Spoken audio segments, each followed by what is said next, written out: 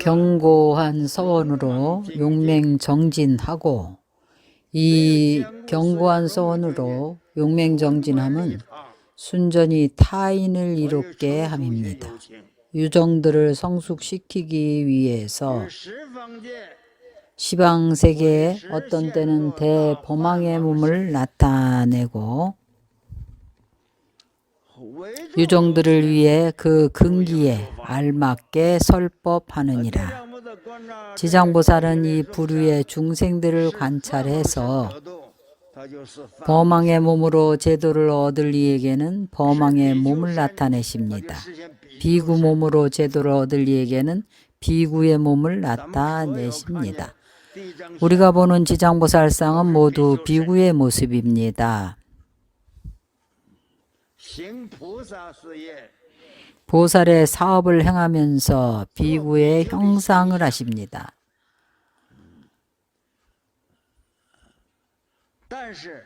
그러나 기타 부류의 중생에게는 사대 천왕은 대자재천으로 나타냅니다. 육계천에서는 타와 자재천의 몸으로 나타납니다. 그 부류에 따라서 나타나서 그 부류의 중생들을 제도합니다.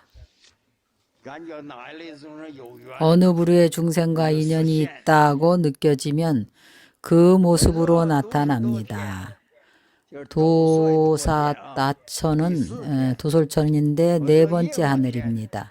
야마천은 세 번째 하늘입니다.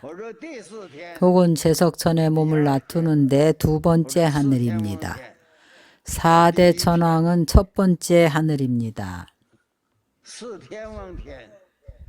사천왕천과 제석천은 첫 번째 하늘이라고 합니다.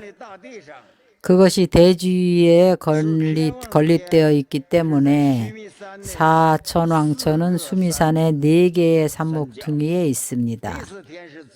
제석천은 중앙에 있습니다. 이 단락의 경문에서는 바로 지장보살이 그 부류에 따라서 현신함을 부처님께서 설하신 것입니다. 대범천, 대자재천, 타와자재천, 화락천, 도솔천, 연마천, 제석천, 사왕천, 이것은 천신을 나투시는 것입니다. 혹은 부처님의 몸을 나투는데 그가 비록 성불은 하지 않았지만 성불한 모습은 나타낼 수 있습니다. 부처님의 몸으로 중생을 제도합니다. 혹은 보살의 몸을 나투는데 그 자신이 보살입니다. 혹은 독각의 몸과 연각의 몸을 나툽니다. 혹은 성문의 몸과 인간인 전륜성왕의 몸을 나툽니다.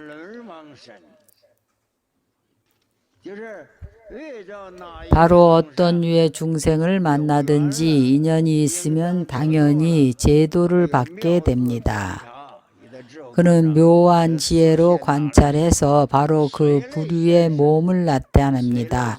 그 부류에 따라 현신하고 부류에 따라 중생을 제도하는 스승이 됩니다. 혹은 바라문의 몸과 발사의 몸을 나툽니다. 혹은 수달라의 몸, 인도의 사성계급입니다. 찰띠리 종성, 바라문 종성, 발사 종성, 수다라 종성입니다.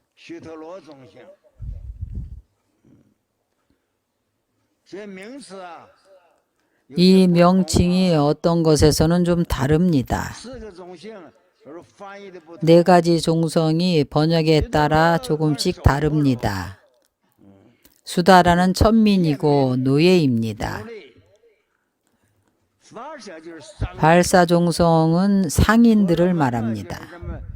바라문은 우리 유교와 비슷합니다.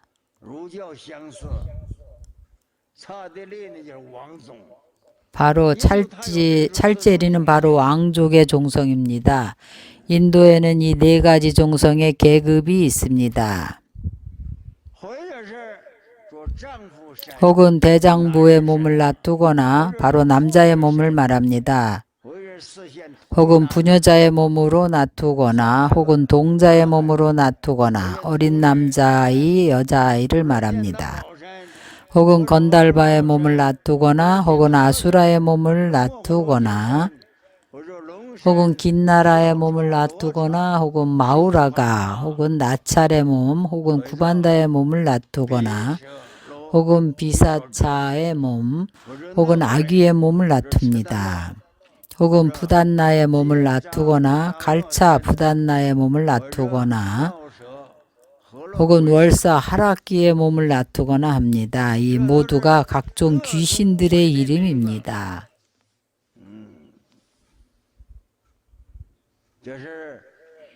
이들은 팔부 귀신 중이라 해서 귀신의 무리들인데 팔부 귀신의 몸을 놔둡니다. 혹은 사자의 몸이 되고 축생 종류입니다. 혹은 향상의 몸과 혹은 말 몸, 혹은 소의 몸, 혹은 나는 새의 몸, 혹은 각종 짐승의 몸이 되고 혹은 염라대왕의 몸이 되고 혹은 지옥 포졸의 몸이 되며 우리는 지장보살께서 지옥에 가서 보살의 몸으로 놔둔다고 생각을 합니다. 그렇지 않습니다. 염라대왕의 몸을 놔두기도 하고 혹은 지옥에 놔두고 혹은 흑백 무상의 몸으로 놔두고 합니다. 혹은 판관을 놔두기도 하고 혹은 작은 귀신으로 놔두기도 합니다. 어떤 몸의 모습으로도 놔두십니다. 그 뜻이 무엇인가 하면 중생의 부류에 수순해서 놔두시는 것입니다. 중생과 같은 부류로 놔두시는 것입니다. 동사섭입니다. 사섭법 가운데 동사섭법입니다. 이 단락의 경문에서 지장보살께서 42가지 종류의 몸을 놔두십니다. 마땅히 어떤 몸으로 제도를 받을까에 따라서 지장보살께서는 그 몸을 놔두어서 제도하십니다. 무량한 몸을 놔두십니다. 이것은 점찰경에서는 설하지 않았습니다. 지장경을 시작할 때에 모든 머무는 제불보살이 있는데 지장보살이 제도하신 분들이 이 지장법회에 오셨습니다. 그리고 자신이 놔둔 몸도 있습니다. 부처님께서 문수보살에게 묻습니다. 문수보살은 대지혜입니다. 그래서 문수보살에게 묻기를 오늘 이 법회에 온 분들이 얼마나 됩니까? 문수보살이 대답하기를 나의 지혜로 천겁을 헤아리고 천겁을 계산해도 정확히 다 알 수가 없습니다.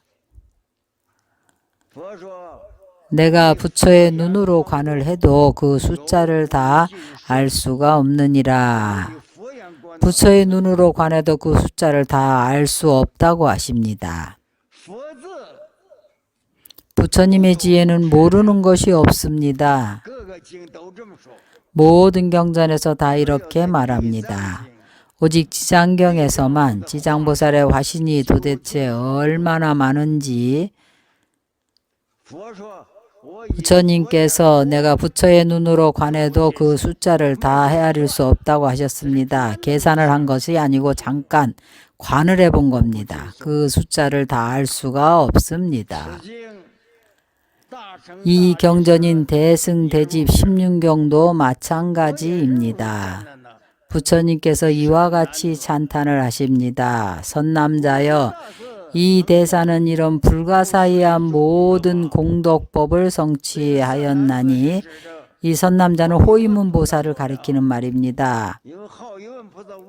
왜냐하면 호위문보살이 물었기 때문입니다. 그래서 호위문보살에게 답을 한 겁니다. 이 대사는 바로 지장보살입니다. 이와 같은 불가사의한 공덕을 성취하였습니다. 일체 수승한 공덕의 창고요, 수승한 공덕을 내포하고 있습니다.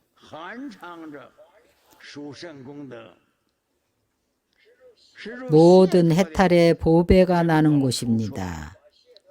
해탈을 보배로 비유했습니다. 해탈을 구하는 이는 지장보살님께 구하면 해탈을 얻을 수가 있습니다.